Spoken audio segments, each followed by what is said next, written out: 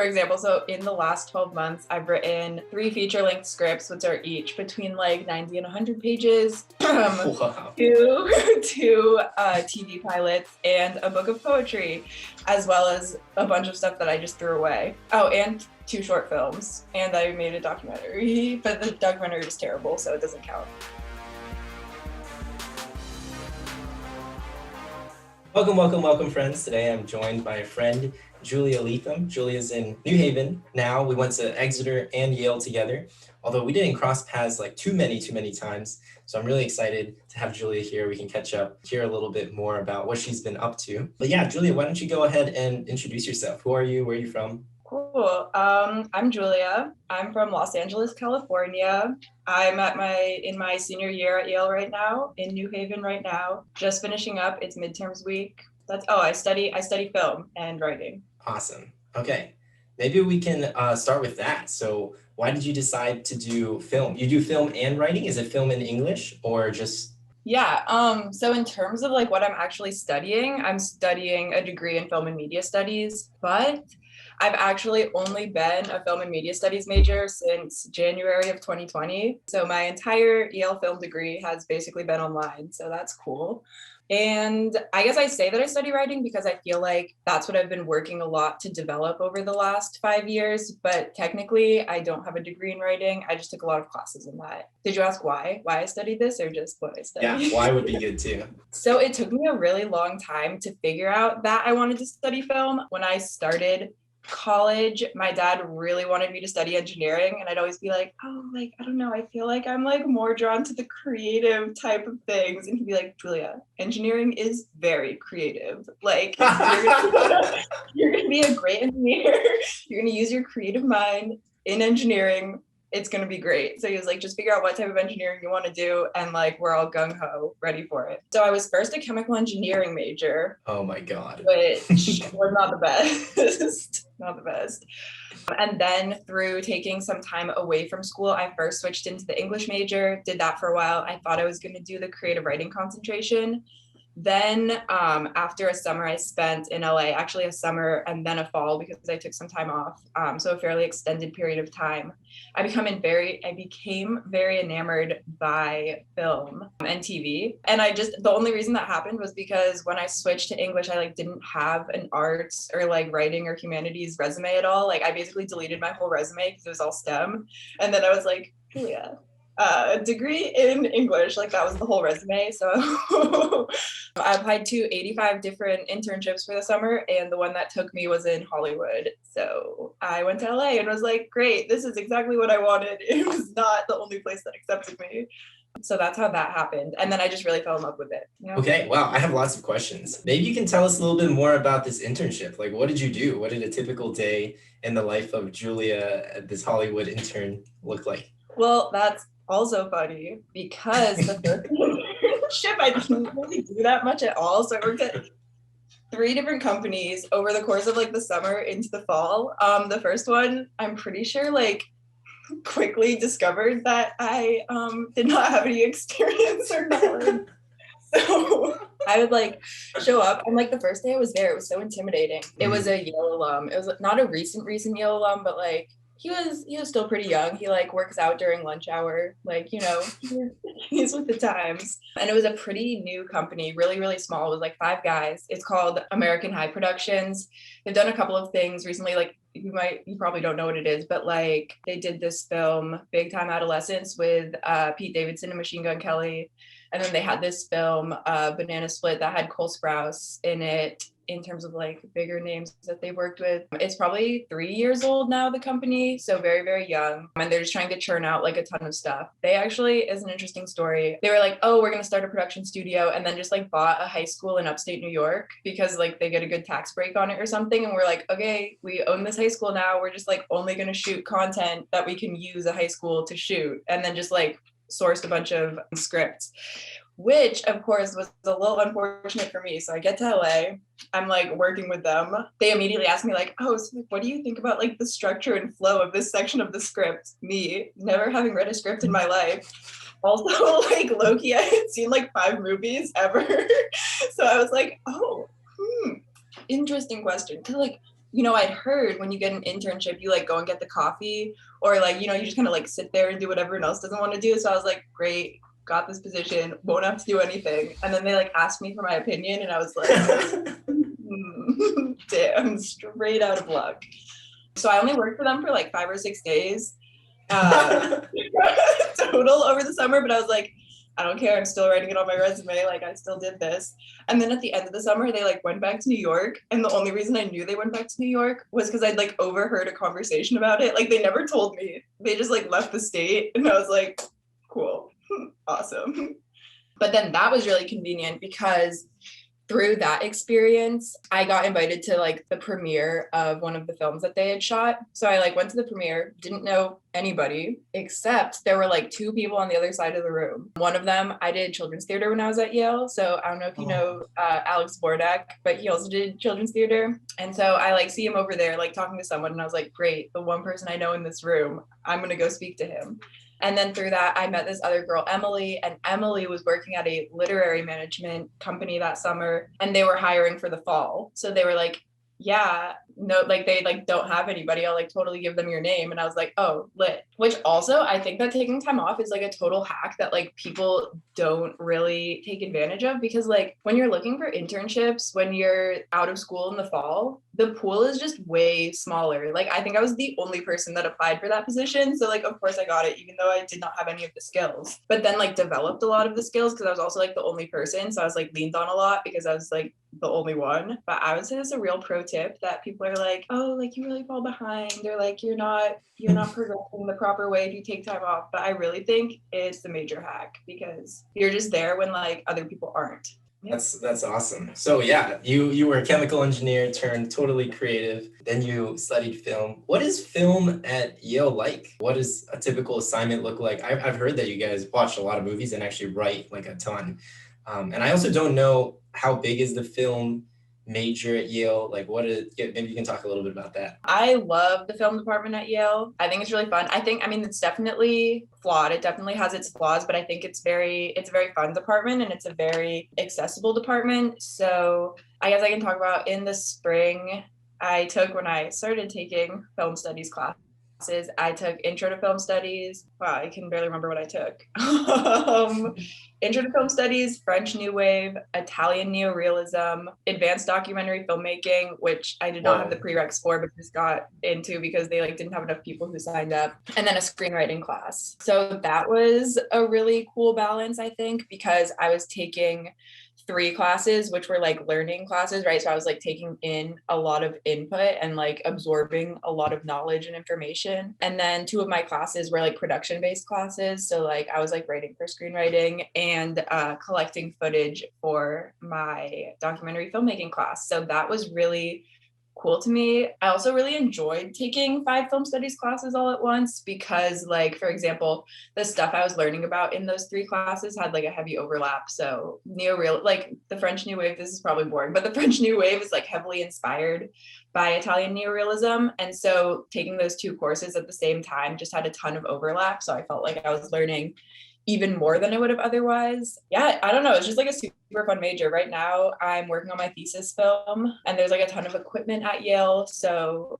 I just like have access to like a bunch of cameras and lights and like microphones and stuff. And so I'm shooting that in a couple of weeks. And then, yeah, I don't know. I just think that there's a lot of opportunity in both theater and film at Yale. I think they're very like lively departments and very fun departments. Most of my classes are, yeah, I like watch movies, read about the movies, write about the movies. I do a lot of thinking. I do a lot of like sitting and thinking. That was one thing I didn't realize before, is like if like when I'm working on a project, there will be times where I legitimately like block out like 2 or 3 hours just to think about something. So I'll be like, okay, during this 2-hour block, I'm gonna sit and not think about anything except this one project. And then I'll be like, and it feels so dumb because I'll just like sit there, but it really takes that long, like the script that I'm shooting next month. When I finally was able to write it, like I literally sat in silence alone in my room for 2 hours, just like, I wonder. Gotcha. Wow. There's a lot of questions that I want to ask. Maybe you can tell us a little bit more about your thesis film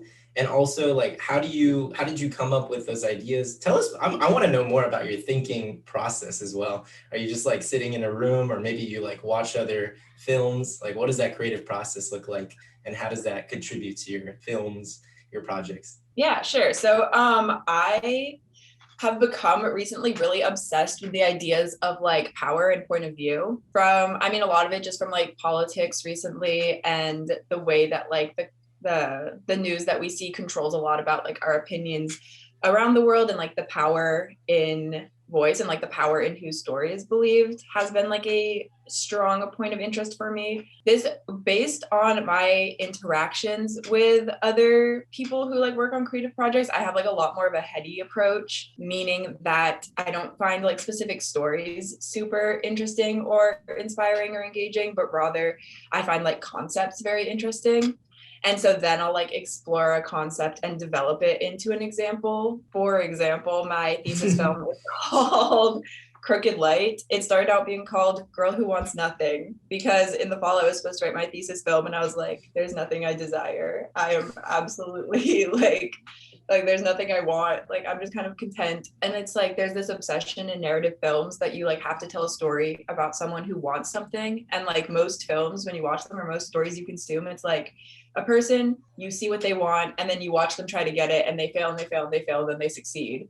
And I was like, but what if I don't want anything? Like, why isn't my story important? I don't want anything. Like, I think a lot of people are like that. So that was like where the idea stemmed from. And then it developed into a 14-page experimental film called Crooked Light. And it's inspired by the idea, if you want to trace the metaphor of like how like white light has all of the colors inside of it, right? When you like put it through different prisms. Right.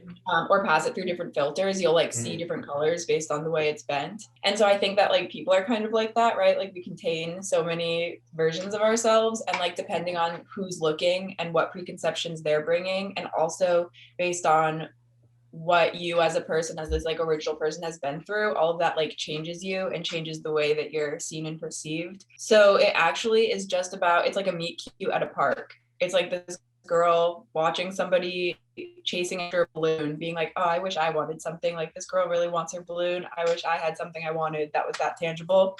And then while she's watching that happen, this guy comes by, crashes his bicycle, and she goes and talks to him. And then they have like a little romance, and it's like he sees her as really fantastic, she sees him as really fantastic. They each have their own internalized anxieties. And then the girl who had been chasing the balloon is watching both of them and being like, wow, they look so dumb. Like romance is stupid. So that is the film that I'm working on, and I'm really, really excited, but also nervous about it, because it's going to be the first thing that I like, first large scale project that I've fully produced, and COVID is making it an absolute nightmare, but that's fine. I mean, the concept sounds really interesting. I love the different points of view, and yeah, I'm sure it'll turn out great, Julia. So you're working on a lot of different creative projects too. You do a lot of writing as well. How do you think like film and writing, do you think those two work together? Or maybe you can tell us a little bit about your foray into becoming a writer as well. Sure. I mean, I think that like the best way to become a writer is just like to write as much as you can. When I decided that I wanted to go into writing, I was like, okay, so then how do I make this happen? So I made an appointment with the career strategies office, and I went in and I was like, I want to be a writer. Like, what should I do? And he basically told me, he was like, well, like, what have you written? And I was like, oh, like nothing really. Like, I don't know, like school assignments, but like, yeah, like what's the next step? And he was like, oh, like I don't know, you just have to like write things. Like you're not gonna be a writer until you've written things. So then since then, and it's particularly in the past 12 months, I've just gone like super ham, writing like a shit ton of stuff, like a lot, like a lot. What is your, like, how often do you write? Do you have a set schedule, or like what is your, again, like your production? What does that process look like? I don't have hours during the day that I write, but I have projects and then like larger scale timelines. So for me, it's not sustainable to sit down and put words on a page every single day, because also my process happens a lot more internally. So once I have like a project in the works, I think about it like a lot. And then when I'm like really close to being towards the writing stage, I like can't talk to other people and become really antisocial, because I just like am so in it. I don't want to like be brought out of it. So it's like I can talk to people, but not in any kind of creative, meaningful way because I can't fully engage in something else when I'm fully engaged in my project. So like, for example, over the summer, I was living in LA, but I wasn't doing anything. I did the DSA. So I got $4,000 from Yale to work on this creative project. So I developed a feature-length script under the advising by one of my professors, which was honestly the move because between the refunds that I got in the spring and the DSA money, I was like pretty chilling. And then I just like, I thought about it and thought about it and thought about it. And I like wrote one version, didn't like it, threw it out. And then I had a deadline. I wanted to apply to this workshop, which I didn't end up getting into, but I really wanted to get the application in. And I knew that I'd wanted to, and I knew I was going to be really disappointed in myself if I missed the deadline. So then for 5 days beforehand, I would wake up every single morning, sit down with my cup of coffee and wrote all day. And then I'd go to sleep and wake up and wrote all day. And I wrote the whole thing in either 4 or 5 days. It was like kind of crazy, but it was super hype and it felt so good. And it was like, once I'd done that, so I wrote that one in the summer, and then I wrote another one in the fall, and now I'm halfway through my third feature-length script this spring, and I love all of them. Like, I don't know if it's like fucked up to like your own work, but like I think they're pretty good. At least for me, like what really did it was like I went through a progression, right? Where it's like when I was an engineering student, I would write a lot for fun. So like when I had P-sets due, I would like be in Bass really late working on my P-sets, and I was like, I hate this. I don't want to do this. This is miserable. And then like I would take a break and I would like write for fun, and I would just like write about all of I was also really sad my freshman year at Yale, so I would just like write about how sad I was, and like I don't know, but it was really therapeutic, and all of that writing was like purely just for myself and just for me.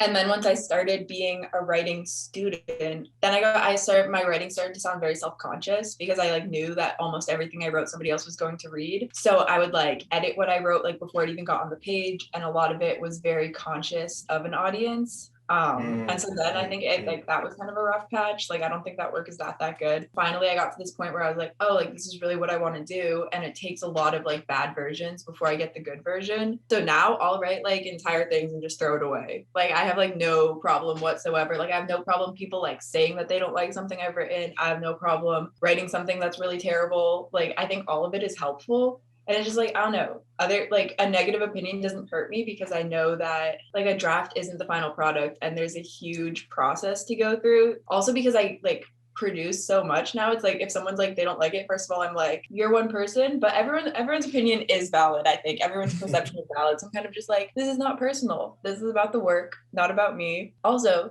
thank you for taking time to read my work. This is really helpful. Now I can make it better, you know, like it just feels so much less personal now, and I think that really released me to be able to like produce a lot of content. So like for example, so in the last 12 months I've written 3 feature-length scripts, which are each between like 90 and 100 pages, Wow. two TV pilots and a book of poetry, as well as a bunch of stuff that I just threw away. Oh, and 2 short films, and I made a documentary, but the documentary was terrible, so it doesn't count. But it was like, I don't know, it's like getting into that zone of like massive amounts of production. It's like I just like literally don't care. And I think that like the not caring is super, super helpful because it's like, oh, everybody hates it. Okay, I'll throw it away. Like I'll just do something else. And like being in control of the tools that I have to make things feels really, really cool, because also now it's like I'll write something and I'm like, oh, this is good, but it's not really what I wanted, and I'll like throw that out too. Whereas before I used to be very precious about the things that I made. I was like, this is beautiful. Like I spent so many it's like my baby. But I'm also like the most annoying person because I am like, since I'm not afraid of people's responses, I like shove it in like everybody's face. Like when I wrote my movie this summer, I was like, you're reading it and you're reading it and you're reading it. I would like just be like casually talking to people or like on a date with someone, and I'd be like, oh my God, you want to hear something really funny? As I quote myself that I wrote the other day. So it's very obnoxious, but I just love it. I just like love it a lot. No, good cool for you. That level of confidence. And I think the not caring is so important for artists, and also just like the production. Like I think the most prolific artists, like the best quote unquote creatives, are the ones who created the most, you know? Oh, speaking of which, Julia, like how can people access your work or read your stuff? Do you have a website or a Oh. link? Honestly, I should make a website. That is in the works. I don't really have my work collected in a great way, but you can follow me on Instagram, on my writer's Instagram. So that would be cool. And I'll probably link my website there eventually. I have a book coming out in April, end of April, which was like my quarantine project, and it changed shapes a bunch of times. But ultimately, I am very excited about it, very hyped about it. It's pretty low key. I would say it's like not a huge deal and also not exactly what my like career goals are, but I'm proud of it and I think it represents like where I'm at right now. And it's also just really cool. I don't know if you've experienced this, Kevin, but like as you get older, like working on larger projects is just so satisfying just to have something where you're like, oh, I'm going to spend a year doing this because I started the book a year ago. And just being like, oh, like, I don't know, something about like a longer term process is just very, very satisfying as opposed to like something smaller or shorter. Yeah, for sure. You have more time to think. And if you like hit the little milestones, you kind of get very impressed sometimes with your own progress. You're like, well, I did that like week after week, or like that kind of, it definitely adds up.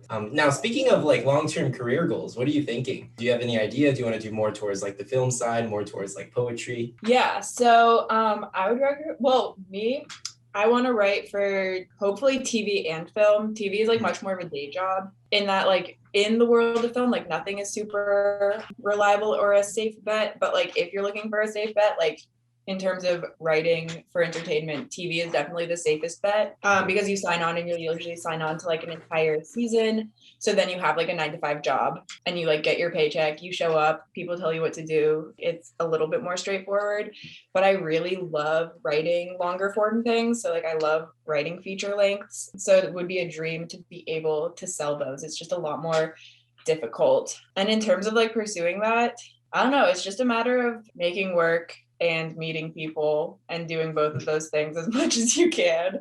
So that's what I'll be doing. You'd ask me like, oh, what's your 5-year plan? And I was like, Now it's okay to not have a plan and just run with things. Yeah. I kind of want to rewind a little bit. Speaking of transitions, you did mention being kind of sad during your first year at Yale. Maybe we can I have a lot of viewers who are high schoolers, so that transition from high school to Yale, and of course you mentioned chemical engineering. Maybe that had something to do with being sad. I don't know, just a hypothesis. But yeah, do you want to talk a little bit about that transition for you specifically, going from high school to Yale? Yeah, I actually love talking about this. I was completely miserable my first year at Yale. I was telling I caught up with my FROCO, my first year counselor, like a couple of months ago. And I was telling him, I was like, literally, I can't think of a moment, at least my fall semester, that I was not like damp when I was at Yale, which is a good way to describe it because I was always like crying, or I was an athlete here when I first got here. So I was always sweating, damp from a shower, damp from the rain, or crying, like literally always. Like I was never dry. I was like a little rat.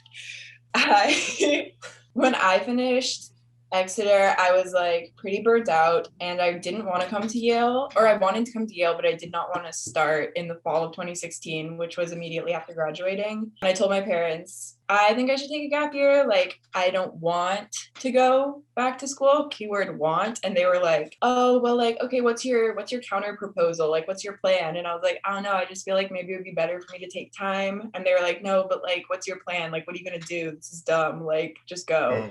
I was like, okay, fine. But I was like literally so depressed. Like, I don't know what anybody's experience with depression is, but like, when you're just like, I was like literally a husk of myself. I never wanted to speak like ever. And so it was like terrible because then I come to this new school and how are you going to make friends if you don't want to talk to anyone, And I have like really distinct memories of being in bed, and what I would do is I would like lie in bed whenever I had like free time, which was not often, and I would like take out the timer on like the clock on my phone, and I would like count the seconds, because I was like, no, like time never passes as slowly as when you count seconds. And I dreaded having to leave my room so badly that I would like hold myself there, counting the seconds in order to make time pass as slowly as possible. Didn't necessarily do well. I started with 4 classes. I had been talked into taking, so I'd only finished up to AB Calc in high school, and then I took Math 120, which presupposes that you've taken BC Calc. So I went straight into multi, and I was like, I can do it. It's fine.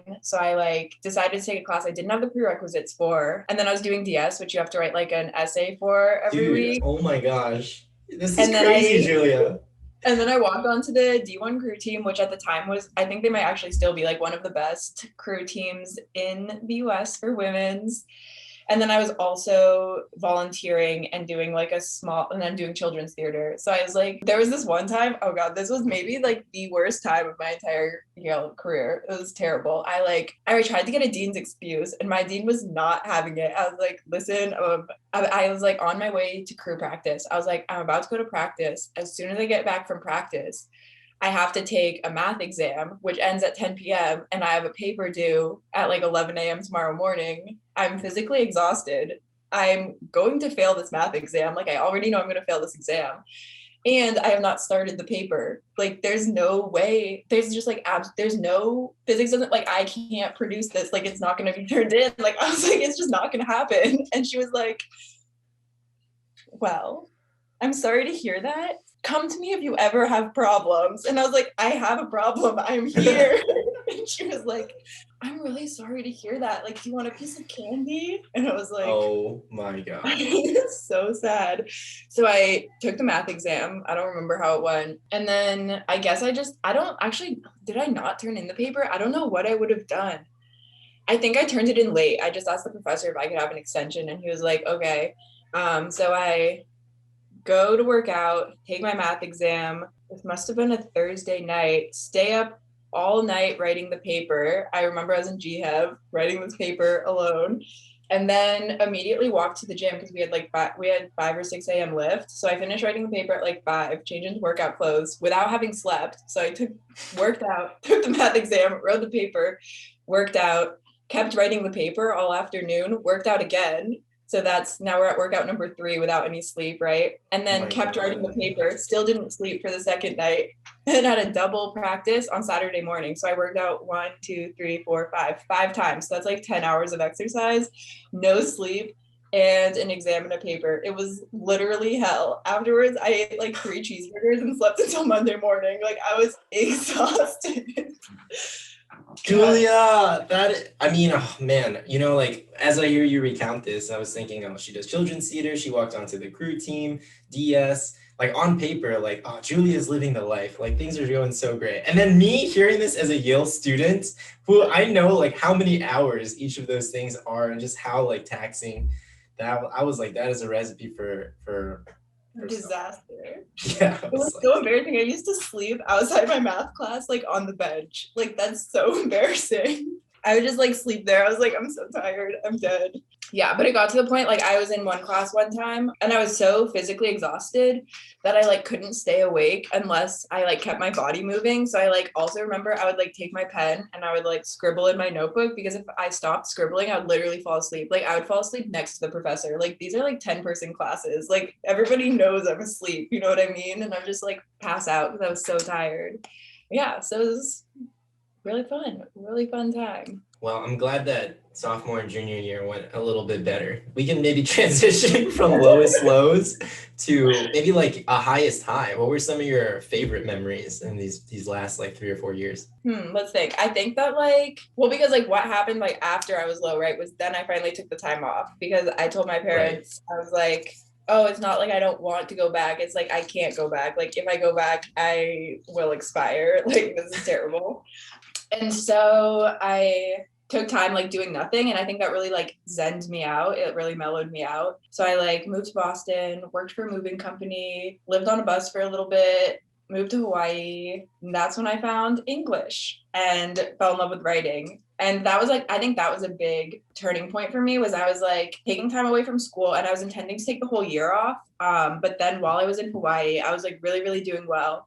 I was journaling a lot, writing a lot, reading a lot. I just like felt very with it. And then I like found the New York Times 52 Places application. I don't know if you know about that, but it's like they hire someone to go to, not anymore, but pre-COVID, 52 different places around the world in 1 year. And then they like write about it. And I was like, that's so cool. Like if I could do anything, I would do that. And obviously I was like super underqualified. What was I? I was like 19 years old, like never studied writing at all, like had no past experience, but I felt so like passionately, like that's what I wanted to do. The application had closed a week before and I still like wrote the entire thing, sent it in like LinkedIn DMs, the people who read the applications, like, it was so extra.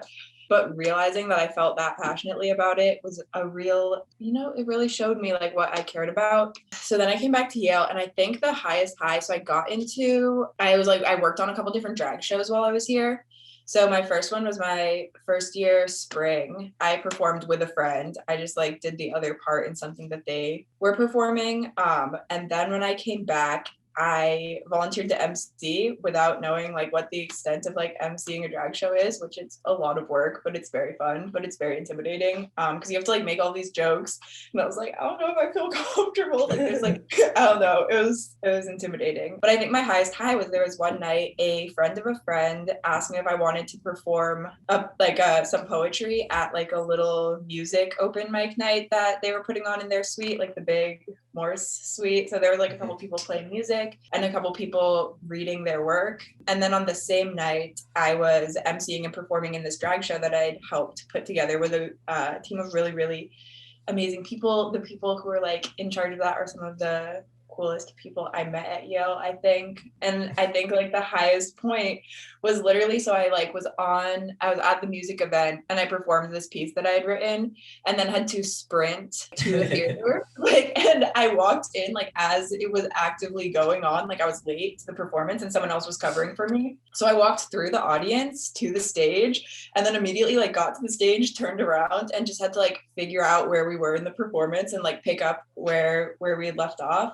And it was like, I don't know, that adrenaline rush of like performing one place, sprinting, so my heart was like racing, to like immediately performing in another place, and like the aspect of improvisation too. It was like, I don't know, there's nothing like it. So basically I learned I'm a huge adrenaline junkie, but anything that gives me adrenaline is, I don't know, it was just the best. It was awesome. And also just to like be in artistic spaces and sharing things that I'd created. Yeah. And like having people like show up for that and support that is just like really, really cool, motivating and inspiring. I would recommend it. That's so sweet to hear. I love that. I love that, Julia. All right. I think that's pretty much all the questions I have for you today. I think, yeah, you really went above and beyond. There were a lot of specific stories, a lot of juicy deets. And thank you so much for being so vulnerable. I know that, if you and I had heard this when we were freshmen, I think this would have been kind of eye-opening material for us. So that's kind of like the problem that I'm trying to solve, getting high schoolers or people who are in college and even, maybe kids in our Exeter class to hear this. I'm sure they would be really excited and interested to hear everything you had to say. So yeah, any final words before I let you go? I don't think so. Thank you. I think what you're doing is really cool though, Kevin. I think it's really exciting, especially at this like time where we're still very young, but also very different from where we were at in high school. I think it's like a cool period of our lives to record. And also I'm just so happy to see your face. I missed having you around. Oh, thank you so much. Yeah, I remember we had a really sweet memory actually. It was when we got into Yale and we were in, I'm pretty sure, I want to say it was like Peter Luff's parents' car, and we were driving to Yale together. And it was like me, you, I think there were like 2 or 3 other Exeter kids. There was June Park and Vince. That was a good time. Took a little photo together in our Yale sweatshirts. Feels like just yesterday, and it also feels like 3 eons ago. It feels so long ago. I think I was an entirely different person. Wow. I mean, I learned so much about your journey and what you've done. I think I'm really like feeling super inspired and impressed at the amount, how much you've accomplished even in the last year. Like you are truly tour de force, like a tornado. You say you're an adrenaline junkie, but I think a lot of that is also coming from within. So kudos to you, Julia. Beautiful. Thank you, Kevin. Right. That's all the time we have for today. Thank you guys so much for joining, and we'll catch you at the next one. Bye.